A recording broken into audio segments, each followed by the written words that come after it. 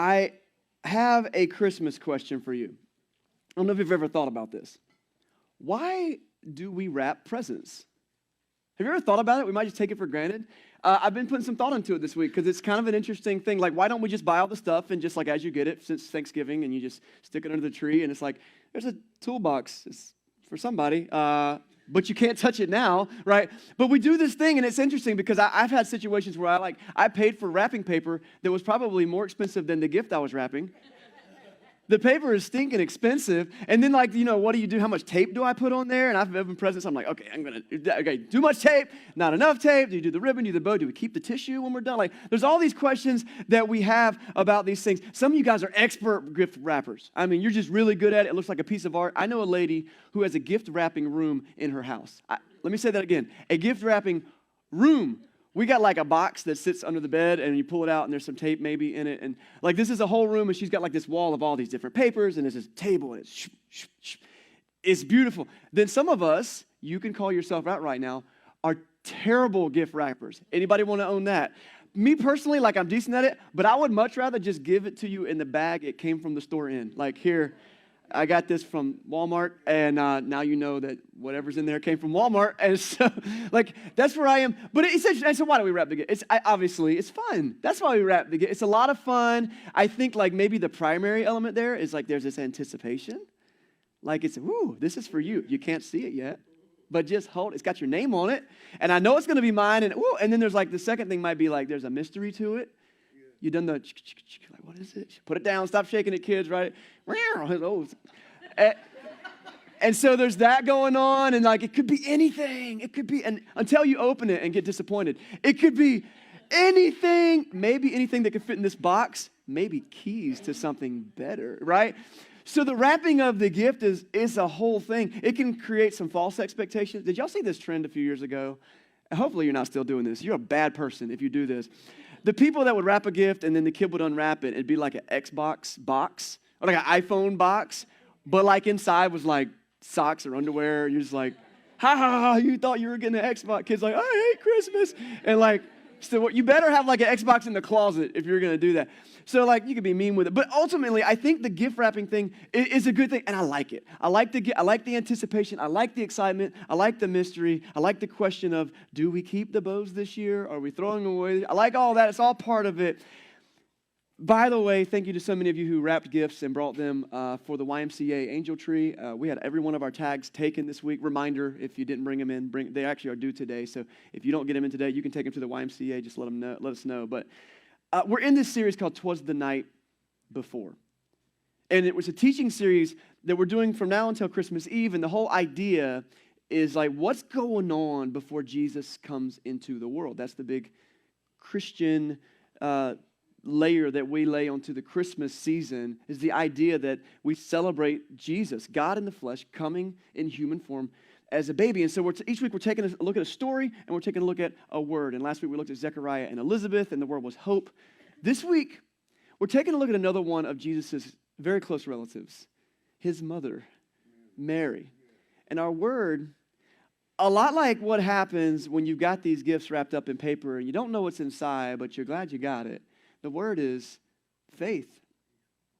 What is faith?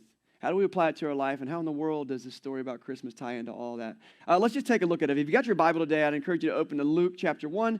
Again, we were there last week. Luke chapter 1. Luke is in the New Testament of the Bible. By the way, if you need a Bible to read, you're welcome to look it up on your phone or whatever. But we got a whole lot of Bibles, paper Bibles, out in the lobby at the shelf by the door. Grab one now, grab one later. Keep it if you want to have it. We want to make sure everybody's got a good readable version of the Bible. And in Luke chapter 1, starting in verse 26, we start to see the story of Jesus come together. Last week we had Elizabeth and Zechariah, and it was kind of like this precursor to the Jesus story, the forerunner of Christ. John the Baptist is born. But when we get to verse 26, we're going to see Mary, and a story that many of you may be very familiar with, and maybe some of you are hearing it for the first time. But for all of us, it's super valuable in seeing the faith of a person who allowed a lot to happen. We pick it up in verse 26. It says, in the 6th month of Elizabeth's pregnancy, God sent the angel Gabriel to Nazareth, a town in Galilee.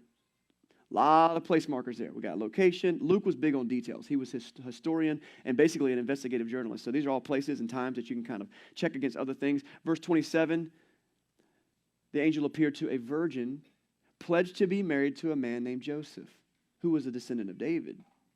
The virgin's name was Mary. And the angel went to her and said, "Greetings to you who are highly favored. The Lord is with you." A couple of details here to just point out. It says it's in the 6th month. This isn't June. It's the 6th month of Elizabeth's pregnancy. So there's kind of a time marker as the story before that was about Elizabeth last week.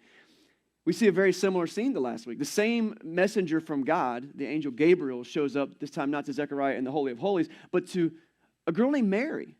It says that she was pledged to be married to a guy named Joseph. And he's identified as a descendant of David. That's a really big deal in the Jesus story. He comes from the house and the line of King David, if you know that figure from the Old Testament. And that's kind of a prophecy that happened among David's life. There will someone be on your throne forever, and Jesus is going to take that throne.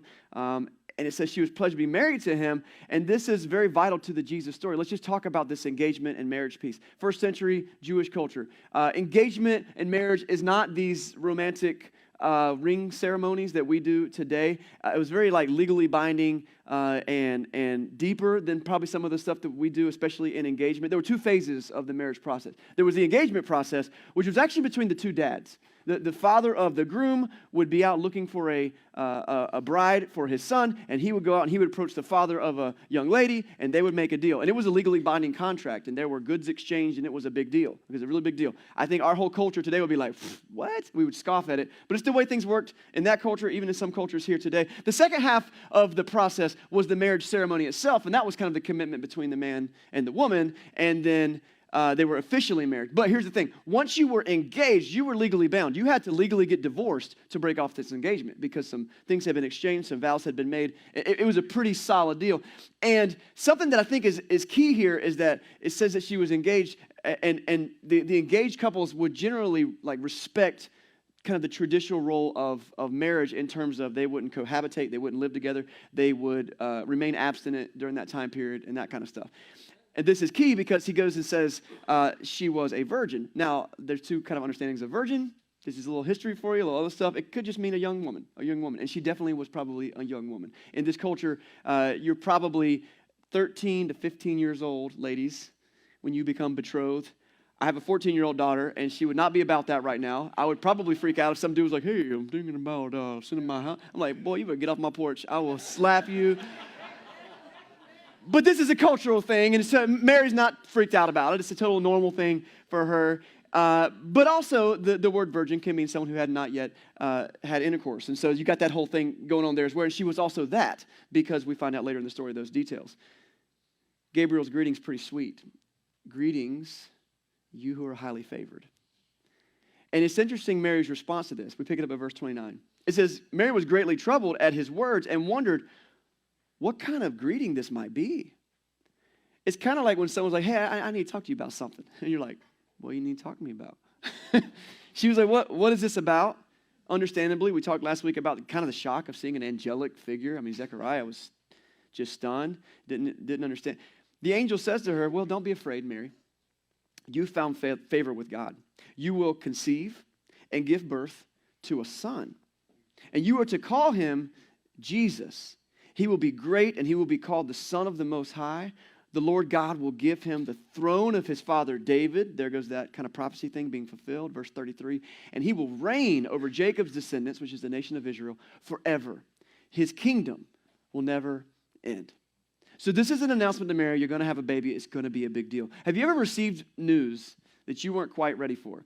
I will never forget talking to my buddy Billy, who they found out they were going to have a kid, and they went for the first ultrasound, and I guess they were going to hear a heartbeat or whatever you do with that first thing. And he called me, and he was like, I was like, "How'd it go, man?" He was like, it was like quiet. I could see the paleness in his face over the phone, just about in his voice. And he said, "Yeah, they found a heartbeat." I was like, "Yeah, good." He's like, "Yeah, they found 2 heartbeats." He was like, "It's going to be twins." And at the time, I was this cocky dad of a 3-year-old, my first son. I'm like, "Yeah, I'm a parent. I got to figure it out." Now, after 17 years of parenting, I know nothing. I know nothing. Don't lie and say you know anything. But at the time, I was like, I'm going to give Billy some advice. And he's like, "Twins." I'm like, "Bro, I got nothing for you. I don't know what to tell you." He was glad to be a dad. They love these boys. But at the moment, you hear this news and you're just like, okay. And I just imagine that Mary's like, I'm going to need you to write that down. Because she goes over some other things. It's not just that Mary's going to have a baby. It's going to be like a special baby. A special baby. He's going to be called the King of the Most High. He's going to be the Son of God. Now, there's a couple problems with this. First of all, Mary understands the biological part of babies and know that babies come from very specific biological circumstances. And she knows she had not partaken in any of these circumstances. So she's like, you mean later? You mean like another day, like one day? Or it's clear, I think, to Mary that she's being told it's going to happen right now. How will this be? She asks in verse 34. I can just hear the tone. Can you hear the tone? How would this be? Since I'm a virgin. The angel answered, the Holy Spirit will come on you. The power of the Most High will overshadow you. So the Holy One to be born will be called the Son of God. Even Elizabeth, your relative, is going to have a child in her old age. And she who was said to be unable to conceive is in her 6th month. For no word from God will ever fail. And so Mary's sitting there just being, what? Now here's the deal. I think there's two sides of this conversation. On the one hand is like, to God, this isn't a mind-blowing proposition. God creates everything, right? And like, isn't every baby just kind of a miracle? You know? And to like animate life into an unborn child when the conception happens, like that's a beautiful thing. For God, it's kind of like run of the mill, this is what I do. I create, I make. To Mary, this is a very big deal. What do you mean? One, how did the biological circumstances that happen? The angel explains it. Well, God's going to put in you a baby because he's the creator. He can do that. It's not outside his wheelhouse. But on the other hand, what'd you say about this baby? He's going to be the Son of God. Like, my child? And that's only half the story. Like, she's just finding out about it. I don't know if she had the presence of mind to be thinking forward, and like, there are even people, you know, like it's kind of scandalous for a young lady who's not legally married yet to have become pregnant and all these other pieces of like there's all this stuff going on. It's all rattling around in Mary's brain. And then he's going to be the Son of God. Let me just ask you, if someone told me, hey, your child that's about to be born is going to be called the Son of the Most High, he will be the Son of God. What does that even mean? We have 2,000 years of history and scholarship and sermons and people explaining stuff. When we hear that, we have like a box for that. We have a category, right? We're like, yeah, Son of God. Son of God. Philippians chapter 2, it talks about God emptying himself and becoming a human man. And like, you get all that if you know the story of Jesus and who he is. But to Mary, she's a 15-year-old girl in the middle of nowhere who has no context. In this setting, it seems like she's all by herself, and she's just going, to what? There's a lot to take in. The angel doesn't leave her with like nothing. I love how God often gives kind of often he'll drop a bomb on somebody and he's just like, all right, just see what happens. On this one, he's going to give her a little bit of something to chew on. He's like, even Elizabeth, your relative, is pregnant. Now, I wonder, I was trying to read between the lines and see if I could find somewhere else. So if you know of this, point it out to me because I just wasn't able to find it this week. But the idea that, did Mary already know that Elizabeth was pregnant? They were relatives. There's kind of a concept that maybe it was her aunt or a cousin of some kind. John the Baptist is called the cousin of Jesus. But like, did she already know about Elizabeth? It's 6 months, okay. And this is kind of rural stuff and family stuff. Like, had someone made the journey down to Nazareth where Mary is she like, did she know about Elizabeth? Or is she just now finding out? Elizabeth's pregnant? Hold on, you mean like Grandma Elizabeth? Like, great Aunt Elizabeth? Like, that would be really strange news to receive. But at any rate, I think the big point that Gabriel's making is, listen, God is up to some amazing things, some impossible things. And Mary, you are at the center of it right now. You're about to be in the middle of what God's doing. And her response in verse 38 is, I don't know what I would have said in some crazy thing, but she says, I am the Lord's servant. May your word to me be fulfilled. Then the angel left her. So throughout Scripture, there's lots of moments where God or an angel kind of appears to somebody or they hear a voice or something and like they get some kind of like earth-shaking news like that. And a lot of them push back. I think about Moses. Moses is going to make his Old Testament figure. He ends up being like this, a major important figure in Jewish history. But God kind of speaks to Moses and says, listen, I got this great plan for you. And Moses is like, I think you got the wrong guy. I think you got the wrong guy. I'm not an eloquent speaker. I wasn't prepared for this. They're not going to listen to me, blah, blah, blah, blah, blah. And then God's like, okay, let me show you some stuff. And boom. I think about Zechariah last week. You know, John the Baptist's dad. Even him was like, he's in the Holy of Holies, the holiest place inside the temple. An angel is talking to him, and he goes, how can I be sure? You know, like I just need, but Mary, I don't know if it was the youth. I don't know if it was just, I think she was just made different. If you look at people like Abraham and these major pivotal figures in history, I think that God sees in some of us like something extra special. Like, I think that you can handle this. And so whatever the reason, Mary's response is not one of, whoa, whoa, whoa. It's just like, okay. I don't have all the answers, but I don't know. That's the story. That's the story. And I just want to take a minute to talk about faith. What is faith? There's so many different definitions for faith, and like maybe you have your own concept. I found a new one this week that I'd never heard before. It's another book I'm reading. The guy, a Quaker theologian named Elton Trueblood, he says this: faith is not belief without proof. Faith is trust without reservation. I really like that, and we're going to kind of come back to that. Maybe that's something that you want to just jot down. Let's leave it up there for just a minute. I mean, the story of Mary is one of someone who didn't have all the answers. Many times when we don't have all the answers, our default reaction, when we don't understand the world around us, our default kind of emotion is fear. I'm scared. I don't know. So, I don't know. I need more information. What's going to happen? I can't move forward unless I know more. And the root emotion for the unknown is fear. That's why we're afraid of the dark.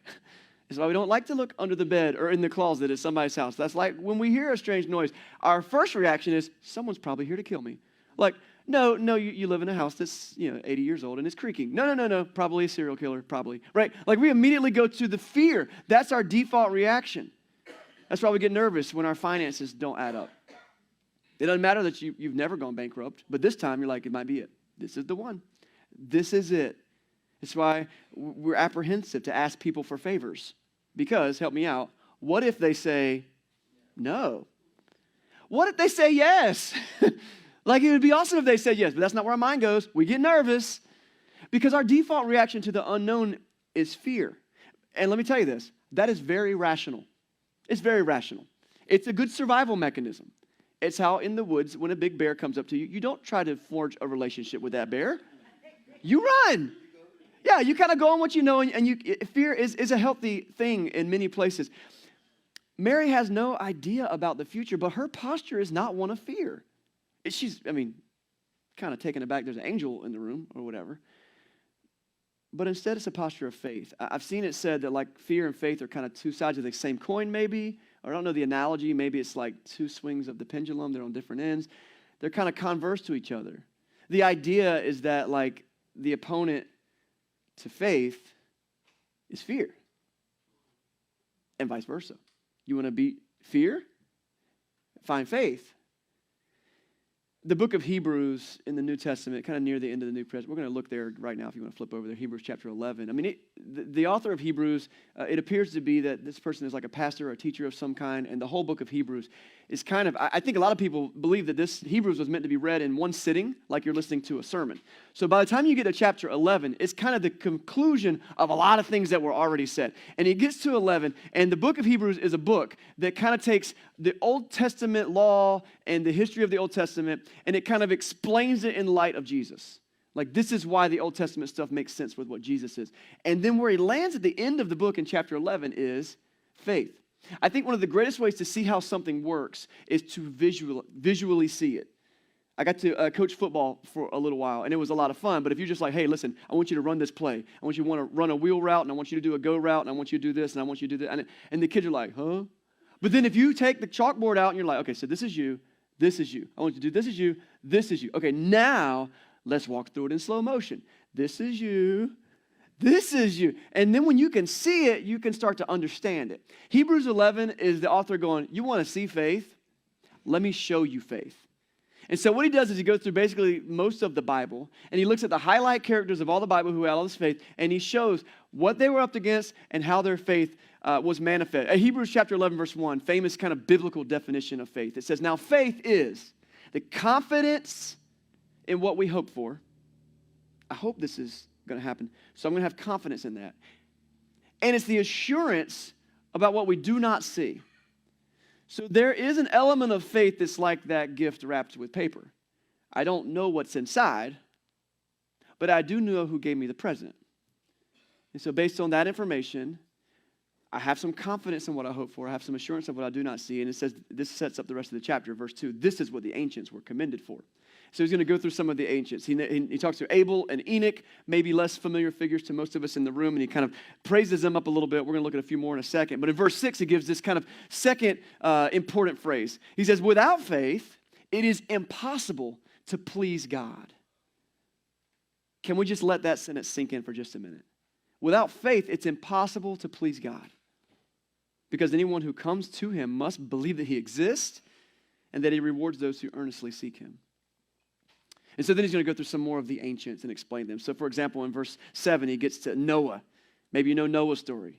He's credited with kind of being the last faithful person on earth. And there's a flood, there's a big ark. And so by faith, Noah, when warned about the things not yet seen, in holy fear, he built an ark to save his family. I love this kind of comparison. It's like, this is fear. That's our natural reaction to the unknown. But he calls this holy fear, which is an interesting way to look at faith. I'll leave that there for you. Like, yeah, you're scared. I get it. But there's a way to point that at God. And by faith, he condemned the world and became heir of the righteousness that is in keeping with the faith. I wish I could unpack that more. I'll just say this. Like, by the fact of Noah accepting, like, okay, it looks like God's going to flood everybody and whatever. And he just says, I accept that.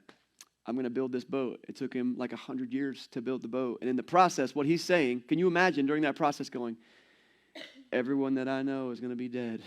Everything that I love is going to be gone. Like, just sometimes by accepting God, we are, by default, pointing out that people who live opposed to God are opposed to God. Sometimes our faith is a way of like recognizing that the world is broken and that without Jesus, there's no hope for them. And that's a hard place to be. If you've ever had a family member that doesn't have the same faith as you, you're like, I can't accept this because if I accept this means that this is true. But faith in God is not in vain. That's Noah. Verse 8 gets into Abraham. This is a huge story. I'll summarize it by looking at a couple of verses. It says, by faith, Abraham, when called to go to a place where he would later receive as his inheritance, he obeyed and went, even though he did not know where he was going. Now, this is a big, big story in the book of Genesis, and the whole idea is that God kind of shows up to Abram. Abram didn't worship God. He was probably a pagan. He probably had idols in his house. But something about the presence of God in his life made him go, ooh, I believe in that. And so God says, I want you to pack up everything you have, your household, everything, your family, your flocks, and just move. Just go to the place that I will show you. And he has to go to his flock hands and say, listen, guys, pack it up. Where are we going, Abram? We'll see, but pack it up. Where are we going? We'll see. And like, that's faith. He didn't know where he was going. And eventually, along the way, God shows him piece by piece by piece. Can I tell you, this is what faith is, by the way. The first step we take is not the last step. And so often God's like, listen, I got big plans for you, but listen, what I need to know is, can you trust me right now? Yeah, but what's going to happen? Who am I going to marry? Where am I going to live? Where am I going to retire? That ain't for you to know right now. What I need to know is, will you trust me? And along Abram's journey, something amazing happens as God kind of changes his name to Abraham. He's not had a child. God gives him this amazing promise in Genesis chapter 12. The entire world will be blessed through your family lineage. And Abram's like, how's that going to happen? Because I don't have any kids. And I'm super old. And my wife is super old. And God's like, you let me worry about that. He does have a child. And through that child, all the world's going to be blessed, presumably. But then Abram believes, oh, God wants me to sacrifice my child. Hebrews 11 talks about that. What? I thought he was the hope of the world. I need you to sacrifice him, Abram. Do you trust me? So he starts to go through with it. insane in our minds. I want you to remember, maybe you didn't know this, in that culture, it was actually common for people to believe that their gods wanted to sacrifice their children. And I love this because God's like, yeah, this is what you expect from a God. I just want to see that you trust me. And then when the moment comes for him to actually sacrifice his child, which who could even imagine that? God's like, stop. I don't want you to do this. I just wanted to know, do you trust me? I'm never going to ask you to kill your children for me like all these other demonic forces that the other nations worship. I'm only going to love you and do the best for you. And by the way, here's a ram that you can offer to me in sacrifice instead. And by faith, Abram took the steps. He drags his son out for this moment. All these other things. He forms covenants with other nations. All these things that Abram does in this long, extensive story are the steps of his faith. In fact, the evidence of his faith is not just what he says he believes, but the actions he's willing to take. Then in verse 23, we get to Moses. No one was more revered in Jesus' day than Moses. I mean, Moses is the godfather of everyone's faith. And so, like the law, literally, this is the law that they lived by, was considered the law of Moses. Verse 24, it says, by faith, Moses, when he had grown up, refused to be known as the son of Pharaoh's daughter. He chose instead to be mistreated along with the people of God, rather than to enjoy the fleeting pleasures of sin. If you don't know Moses' story, he had the ability to live in a palace and be all posh and well taken care of. But once he becomes aware of who God is and he does these other things, he said, I can't be like this. I've got to go out and live among my people, the Israelites. And the amazing things begin to happen. Moses, who is so reluctant to be a leader, ends up confronting Pharaoh, the most powerful man in the world. God uses him to do these amazing miracles that no one can deny. And he emancipates the Israelite slaves from Egypt.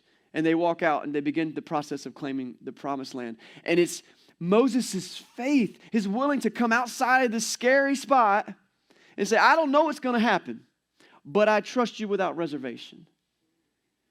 And then he does it.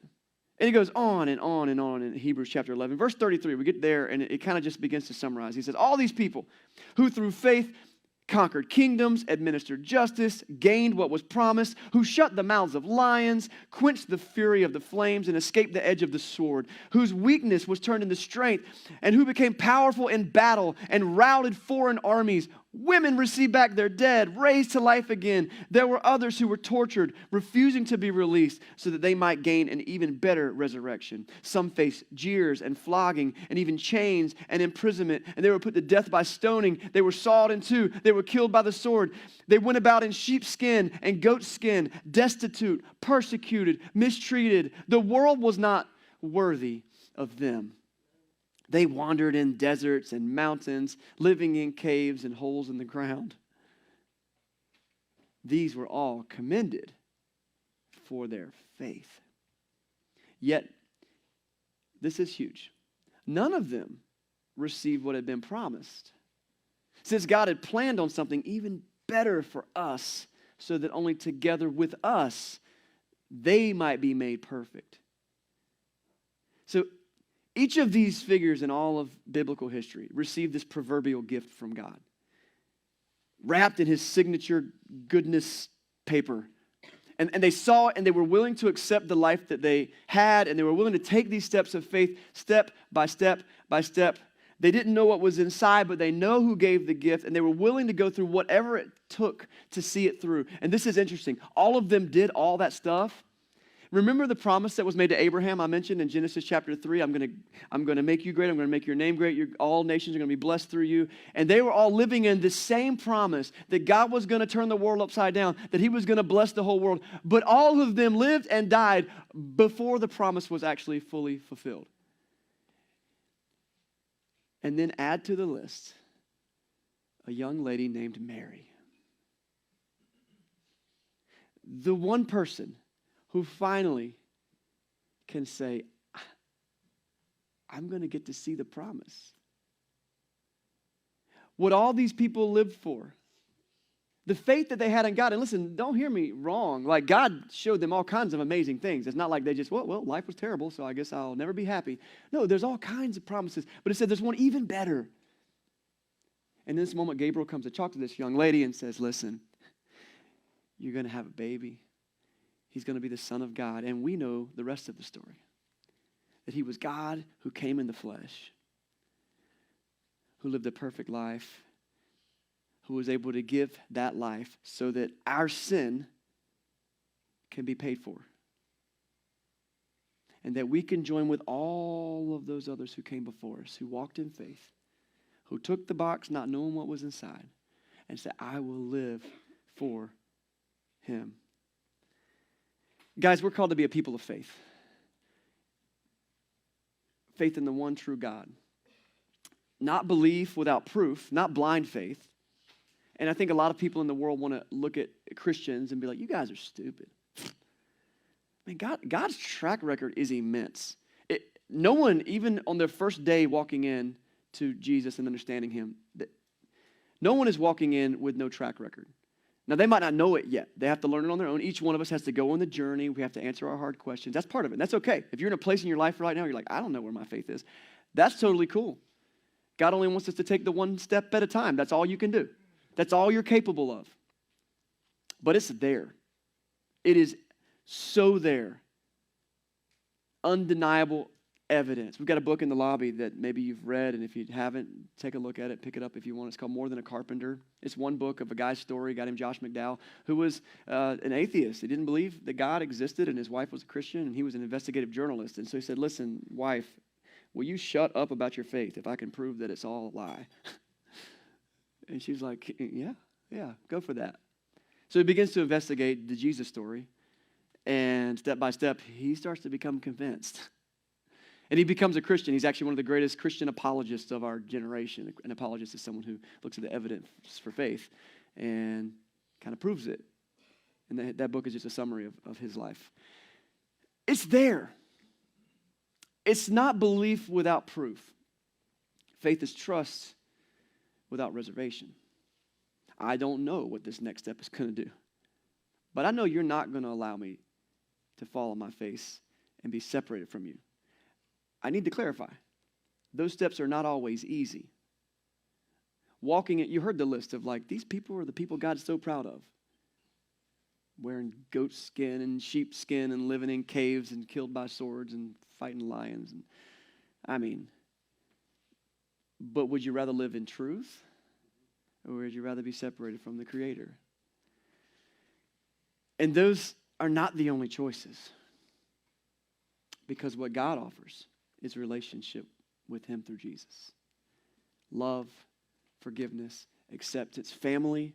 Like this moment with Doug this morning, that wasn't just like, hey, there's a dude here. Let's make him sit on the stage. Like, I literally had a conversation with Doug. Hey, man, we try to pray with people when they leave. Would you like to do that? He literally said, I don't know. I probably wouldn't love this, but it would mean a lot. Because this is family. This is what God invites us into. Community, relationships, transformation, life change. Henri Nouwen, I think that's how you say his name, French professor, theologian. He wrote a lot of really good Christian thoughts. And he tells this story about faith. He says, I took this trip to like a circus, and I saw these trapeze artists. And they're swinging and they're flying, and I'm watching the whole thing. And he said, I had an epiphany as I watched them. He said, that is a picture of faith. He said, the acrobat who's flying through the air is not really the star of the show, even though we're the one like, yay, they're flying through the air. Though he gets all the attention, that artist is only able to do his amazing feats because he knows that on the other side, there's someone who's going to catch him. That's a great picture of what it's like to live in God and faith. We can fly through. Does anyone feel like they're flying through the air half the time? And you just, Imagine having the ability to know, I'm going to get caught. It's the fear of not getting caught that makes us live in constant fear and anxiety, and we're on medication and in therapy, and I'm all for medication and therapy if that's what you need. But sometimes at the root of it is that we just don't have a foundation of faith. Faith is trusting the catcher. And he says this, Henri Nouwen, if we are to take risks to be free in the air, in life, we have to know that there's a catcher. We have to know that when we come down from it all, we're going to be caught. We're going to be safe. The hero is the least visible. Trust the catcher. Two things to wrap up. First thing is a little pop quiz. This is in your head. Think about it. The only way to really live in that life of trusting the catcher is to be willing to submit. Like say, okay, I trust you. Like I surrender. It's about surrender. The process, the moment of becoming a Christian. We talk about baptism. We talk about confession of your faith. We talk about all these moments. But really, it's like a cognitive decision to say, I'm no longer the Lord and ruler of my life anymore. Jesus is. That's the ultimate decision of faith. And so the pop quiz is just this simple question: who is in control of your life? And so let me give you some scenarios. And I want you to be honest with yourself. Who controls your purpose? Who controls your work? Who controls your home? Who controls your thought life? Your worldview? Who controls your marriage? Who controls your kids, your calendar, your budget, your hobbies? Who controls your ability to rest? Who controls your health? Someone is in control of all those areas. Some of the answers, if you're honest, might be, I'm in charge of that. Or, I let Fox News or CNN decide what I think. Or, I let my boss dictate everything. Or, I let my wife or my husband or my kids dictate that. I let my high opinion of my education dictate that. I like my personal finances dictate that. There's so many different things that can control our lives. But what if we could slowly and surely and step by step say, I give that up to God.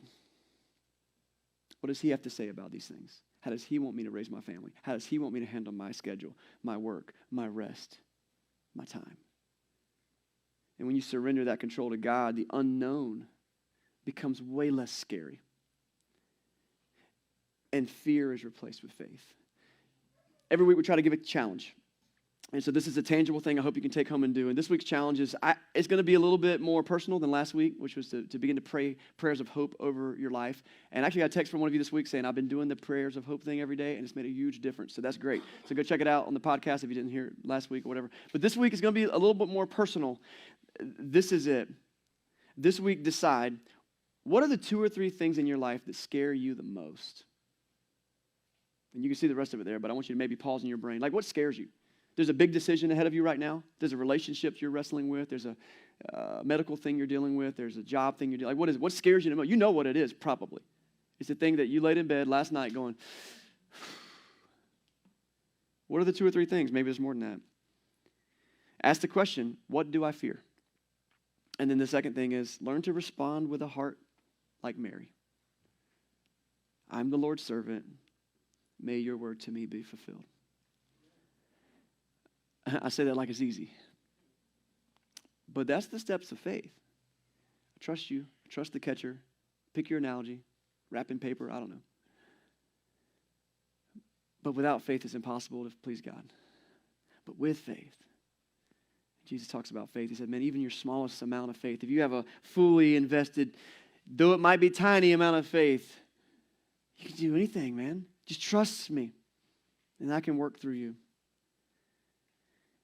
Mary was a young lady who, we see her in the light of 2,000 years of church history, and some branches of the church have even almost deified her and put her in positions that I don't think she would ever want to be in, or that God didn't put her in. But that we could look at her though, and we respect her, and we see her standing at the cross and watching Jesus die, and all those things. But I want you just to go back to like 15-year-old Mary and understand God works and moves in normal, everyday people. And just as much as he was sitting across the room of her saying, I got big plans for you, he's sitting across the table from you right now saying, I got big plans for you, but do you trust me? Let it be to me as you have said. Let's pray.